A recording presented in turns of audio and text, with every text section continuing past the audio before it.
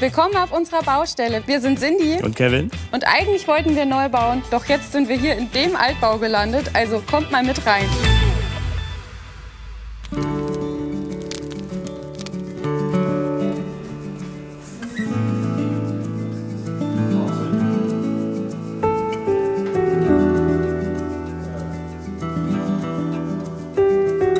Wir sind... Ach nee, scheiße. Das war schon bei der Begrüßung. Ich bin Friseurin. Und ich Informatiker. Und zusammen haben wir uns entschieden, zurück in deine alte Heimat zu ziehen, Schmalkalden. Wollten hier auch neu bauen, hatten uns damals auch ein neues Grundstück dafür gekauft. Und dann sind die Baupreise leider so explodiert, dass wir uns das weder leisten konnten noch wollten. Ja. Und eines Tages wurde dann an diesem Haus hier ein Schild rausgehangen zu verkaufen. Und wir sind dran vorbeigelaufen und ich sagte noch zu Kevin, wer kauft bitte diese Hütte? Und dann habe ich gesagt, sag das mal nicht so laut. Ja, und dann eines Tages haben wir dann spontan entschieden, komm, lass uns das mal angucken. Wir sind dann mit dem Makler hier rein spaziert und das war für mich vor allem erstmal der absolute Schockmoment. Wir hatten Wasserschaden, eingestürzte Decken und diesen alten, schönen, modrigen Geruch. Und dann kamen unsere 3 Leitsprüche zum Tragen. Mach dich nicht verrückt, das bringt dich nicht weiter. Machen wir schon. Und das war der Grund, warum wir es dann gekauft haben.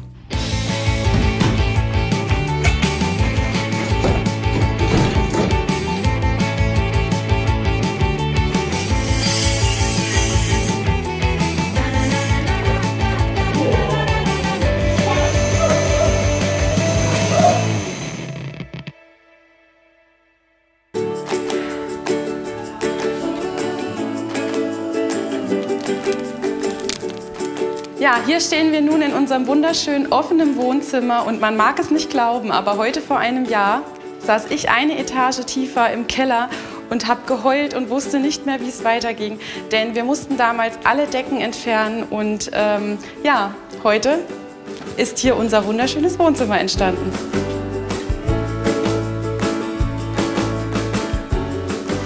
Über ein paar Stufen hinab gelangen wir jetzt in unseren Anbau. Eine kleine Erinnerung an unseren geplanten Neubau damals, denn der sollte natürlich auch sehr modern werden. Das haben wir hier versucht umzusetzen durch große Fensterelemente, alles sehr geradlinig. Aber eine Besonderheit, auch hier gibt es ein paar alte Dinge. Zum Beispiel unser Esstisch, den haben wir aus alten Eichebohlen selbst gebaut. Und passend dazu diese wunderschönen Stühle. Und das Besondere ist, die habe ich auch vom Straßenrand. Das sind alte Schulstühle und die passen einfach mega hier rein.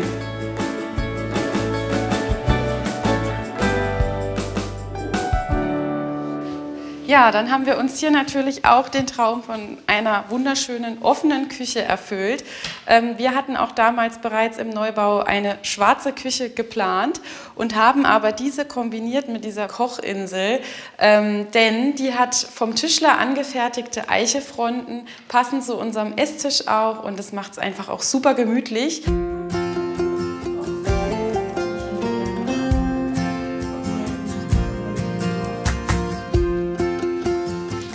Uns war es besonders wichtig hier im Haus, auch die alten Details alle irgendwo zu erhalten und wieder einzubringen.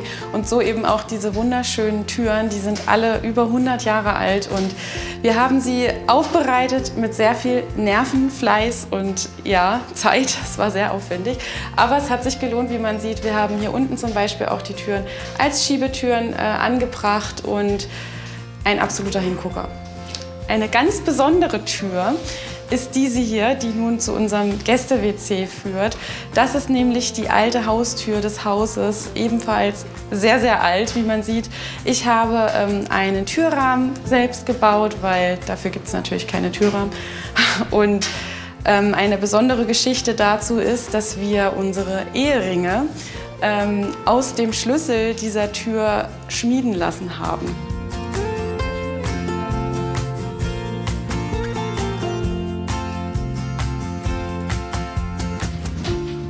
Ja, hier sind wir jetzt in der ersten Etage und ich zeige euch mal, was wir da aktuell draus zaubern. Kommt mal mit!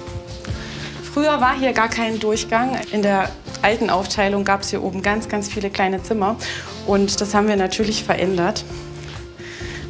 Hier sind wir jetzt in unserem ersten Highlight, unser Badezimmer.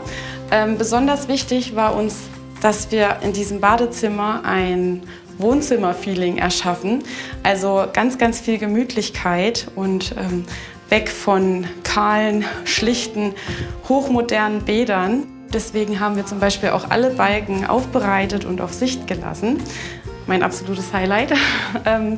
Und natürlich, wie ihr schon gesehen habt, auch die alten Türen wieder zum Einsatz gebracht, denn die haben wir alle aufbereitet und nun erst als Schiebetüren angebracht. Ein weiteres großes Highlight für uns und vor allem für mich ist unsere Werkbank. Die habe ich damals während unserer Sanierung noch mitten in der Baustelle auf Kleinanzeigen entdeckt und sofort gekauft. Die erzählt nämlich auch ganz viel Geschichte, denn die gehörte einem Tischlermeister, der leider verstorben ist. Das gute Stück ist bereits über 80 Jahre alt und ich glaube, wenn er das wüsste, dass wir die hier zum Einsatz bringen als unseren Waschtisch, würde er sich sehr drüber freuen. Hier hinten auf der anderen Seite in dem Badezimmer haben wir uns den Traum von einer freistehenden Badewanne erfüllt. War übrigens im Neubau damals auch geplant. Und diese Wand, diese Sichtbalken sind auch natürlich original Fachwerkbalken, die früher aber versteckt waren in einer Wand. Wir haben die alle händisch freigelegt selbst und früher war hier hinten auch schon ein kleines, naja, ich nenne es jetzt mal Plumpsklo, was wir an der Stelle belassen haben, aber natürlich viel, viel schöner.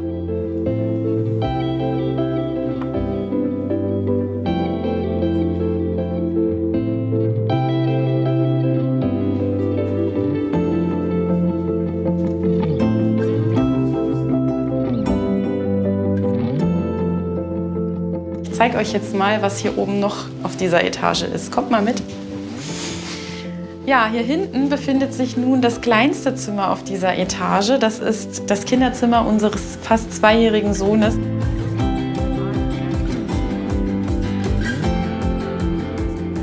Hier haben wir nicht ganz so viel verändert, aber wie ich finde, das Besondere daran, das war auch das Kinderzimmer von dem Vorbesitzer, den wir sogar Anfang des Jahres besuchen durften im Pflegeheim. Er ist mittlerweile über 90 Jahre alt und hat uns aber ganz, ganz viele spannende Geschichten erzählt aus diesem Zimmer und natürlich aus dem Haus seiner Jugend, Kindheit. Diese Momente waren nicht immer positiv. Es gab auch viele schwierige Zeiten damals nach dem Krieg und das hat mich so berührt und es waren einfach solche krassen Gänsehautmomente, als wir dort waren und ja, da denke ich gerne zurück. Wir würden ihn auch sehr gerne jetzt noch mal hierher holen und sind da aktuell in der Planung, denn er hat sich so gefreut, dass dieses Haus nicht abgerissen wurde und umso besonderer wäre es natürlich, wenn er dann selber sich auch noch mal hier umsehen kann.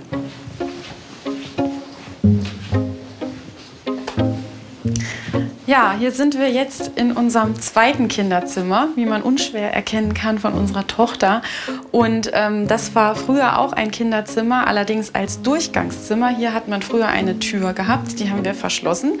Und hier haben früher 3 Schwestern in diesem Zimmer gelebt.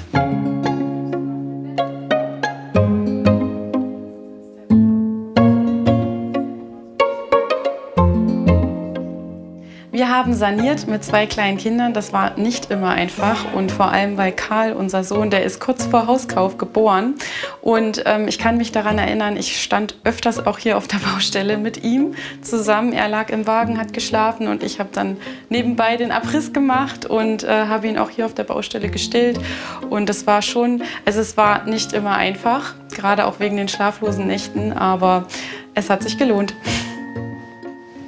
Wir haben dann letztes Jahr mittendrin in der Sanierung auch noch geheiratet und hier zum Beispiel hängen die getrockneten Haarkränze von unserem Blumenmädchen und diese schmücken jetzt Ellis Kinderzimmerwand. Ach ja, und hier seht ihr ein ganz besonderes Bild, denn das ist mein Brautstrauß. Den habe ich direkt nach der Hochzeit zerpflückt und habe dann die Blüten gepresst und hier in dem schönen Bilderrahmen verewigt. Und das kann man natürlich auch online für sehr, sehr viel Geld machen lassen, aber das war mir zu teuer, deswegen habe ich es einfach selber gemacht. Und jetzt zeige ich euch mal meine Lieblingsetage hier im Haus. Kommt mal mit!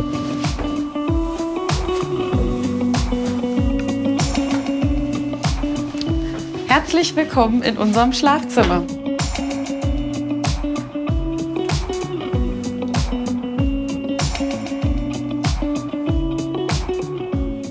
Ich liebe diese Etage, aber es war wirklich ein hartes Stück Arbeit. Wir haben hier den Dachboden fast komplett in Eigenleistung ausgebaut. Kevin und ich, wir standen die meiste Zeit alleine hier oben. Und ja, wir haben es versucht, uns so gemütlich wie möglich zu gestalten und zum Beispiel hier eine Kalkfarbe verwendet an dieser Wand, was einfach diesen ganzen Raum noch mal ein bisschen besonderer und heimeliger macht. Und zu diesem Bett muss ich euch jetzt mal eine ganz besondere Story erzählen. Hier auf unserem Grundstück stand eine alte Scheune, die wir leider abreißen mussten. Aber für uns stand direkt fest, wir versuchen alle Materialien zu erhalten, die gehen. Und unter anderem waren das eben diese alten, wunderschönen Balken, woraus wir nun auch unser Bett gebaut haben.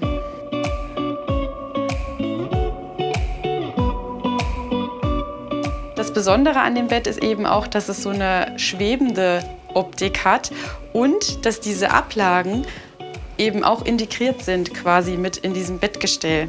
Es ist ein absolutes Einzelstück. Dieses Bett gibt es so nicht nochmal. Unser Wunsch war es, hier im Haus einen Echtholzboden zu verbauen, aber natürlich war auch unser Budget begrenzt und deswegen entschieden wir uns, diese ganz normalen Bretter aus Fichte im Baumarkt zu kaufen, zu laugen und zu seifen und haben jetzt hier unseren Echtholzboden.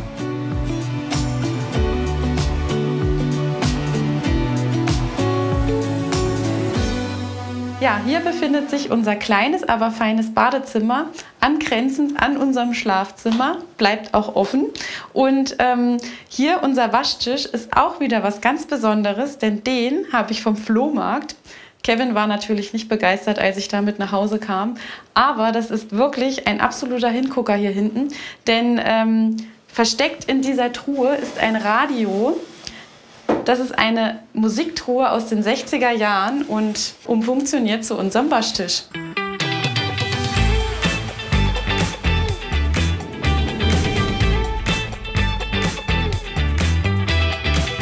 Danke, dass ihr heute bei unserer Roomtour hier in Thüringen dabei wart. Weitere spannende Projekte findet ihr hier oder ihr abonniert einfach den Kanal. Tschüss!